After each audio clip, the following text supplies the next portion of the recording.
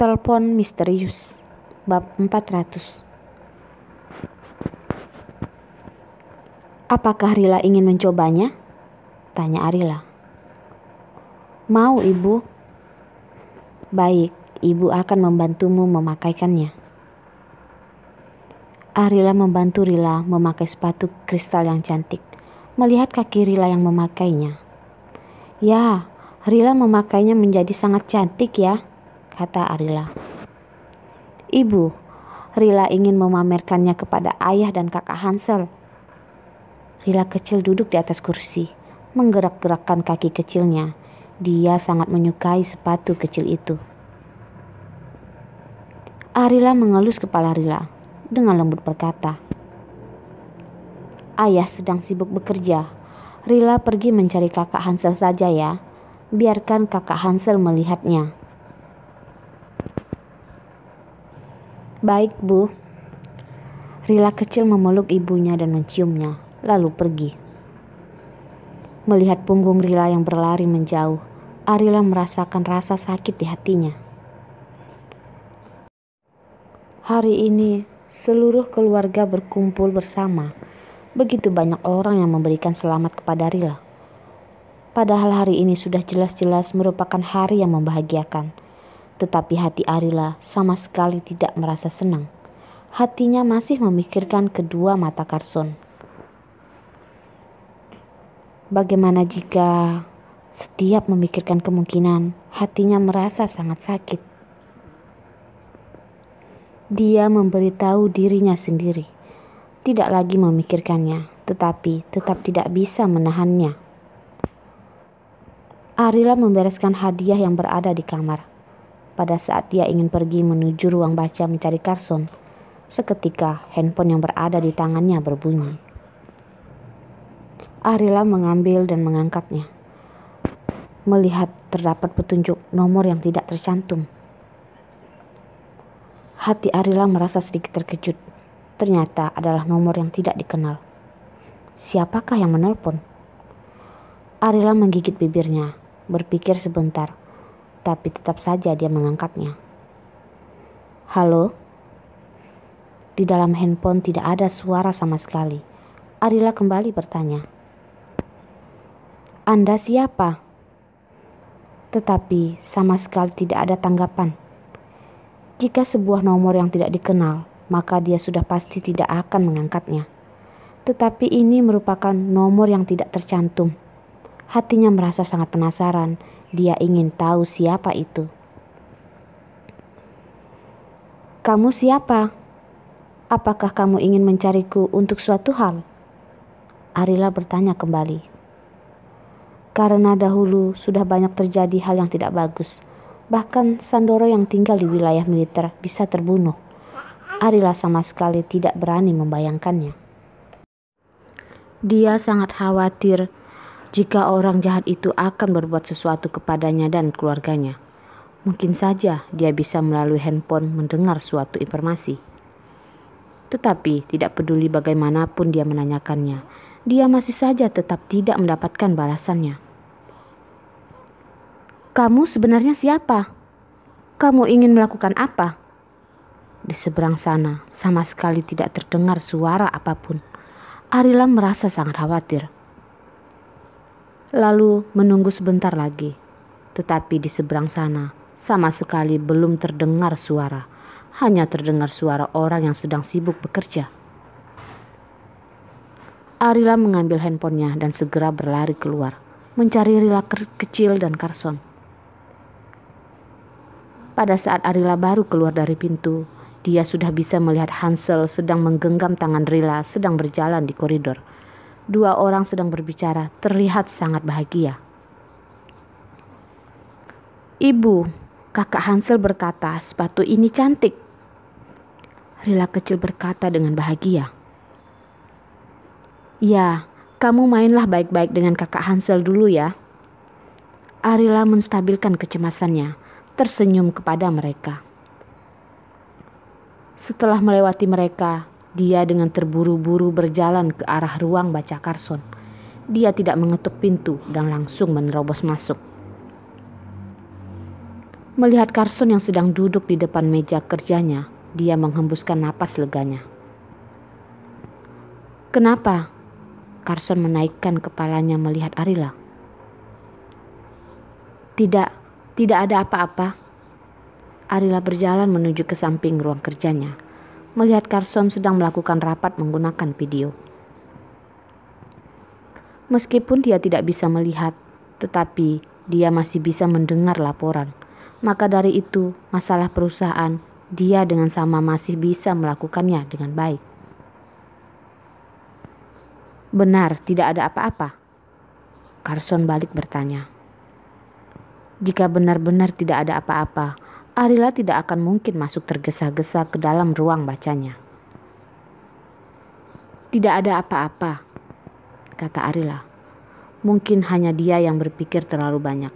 Sebenarnya tidak ada hal yang perlu dikhawatirkan. Carson kembali menunduk dan berkata kepada pekerjanya. "Rapat hari ini sampai di sini dulu. Kalian bisa pergi menyiapkannya." Setelah selesai berbicara, dia menutup laptopnya, mendekatkan dirinya kepada Arila. "Apakah kamu terpikir sesuatu lagi?" tanya Carson. "Carson?" Arila mengulurkan tangan dan memeluknya, berpikir apakah dia harus mengatakan pemikirannya. Bagaimana jika benar ada orang yang ingin mencari masalah dengan mereka? Maka mereka harus melakukan persiapan terlebih dahulu. "Beritahu aku." Carson memegang dagu Arila dan mengangkatnya. Lalu tangan yang lain mengelus rambut panjang Arila. Arila mendongakkan kepalanya dan berkata, "Baru saja aku mengangkat sebuah telepon dari nomor yang tidak terlihat. Tetapi tidak terlihat seperti orang yang salah menelpon. Aku sangat khawatir." Carson tertawa dan mengelus rambut Arila. "Tidak perlu khawatir. Aku bisa menyuruh orang memeriksanya. Ada aku di sini. Apakah masih ada orang yang bisa memakanmu?" "Aku mengkhawatirkan kalian." Arila tidak merasa khawatir lagi. Lelaki ini masih begitu santai. Tidak tahu apakah dia mengerti dengan jelas apa yang sedang Arila bicarakan. Carson dengan cepat mengambil handphonenya. Dengan ingatan yang sangat jelas, mengetik nomor Henry dan menelponnya. "Pergi periksa nomor yang barusan saja menelpon Arila. Nomor yang tidak terlihat itu berasal dari mana? Lebih cepat, lebih baik." Setelah selesai berkata, Carson mematikan teleponnya. Arila masih merasa khawatir. "Apakah bisa diperiksa?" tanya Arila.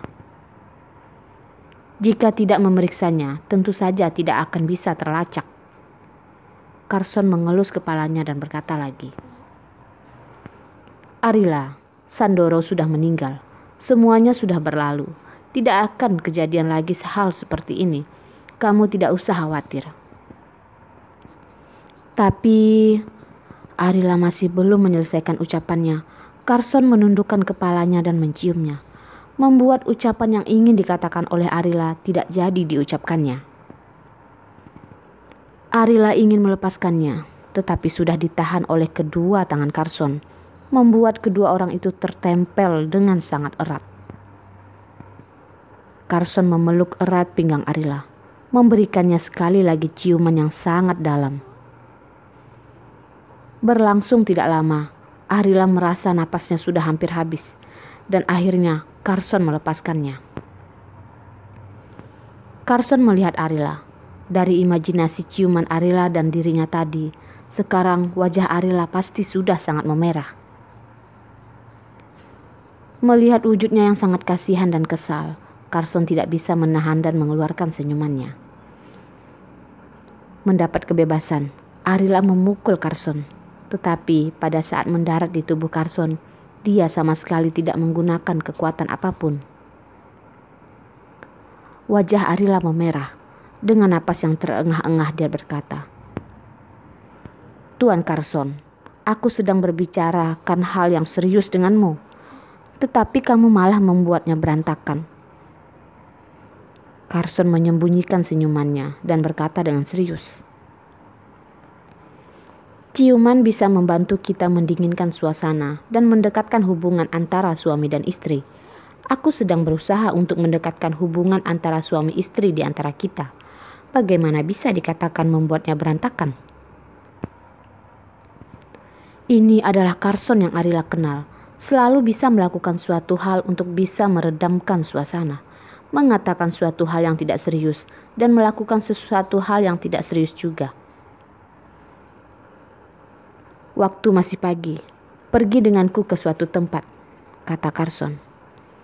Pergi kemana? Ikuti aku. Baik. Arila menggenggam tangan Carson, berjalan di koridor, lalu menaiki lift hingga ke lantai paling atas. Setiap kali Carson menggenggam tangan Arila dan melangkah, setiap langkahnya terlihat begitu tenang dan stabil. Jika tidak mengetahui situasinya, maka siapapun tidak bisa melihat bahwa kedua mata Carson sama sekali tidak bisa melihat dengan jelas. Lantai paling atas sangatlah kosong, sama sekali tidak ada barang apapun. Arila tidak mengerti mengapa Carson membawanya kemari.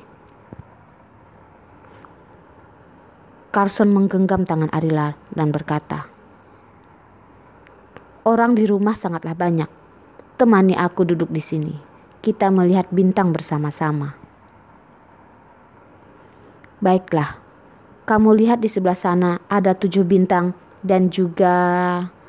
Arila menganggukkan ringan kepalanya, bersender pada bahu Carson, melihat bintang di atas langit, menggunakan bahasa yang sangat lembut menjelaskannya kepada Carson.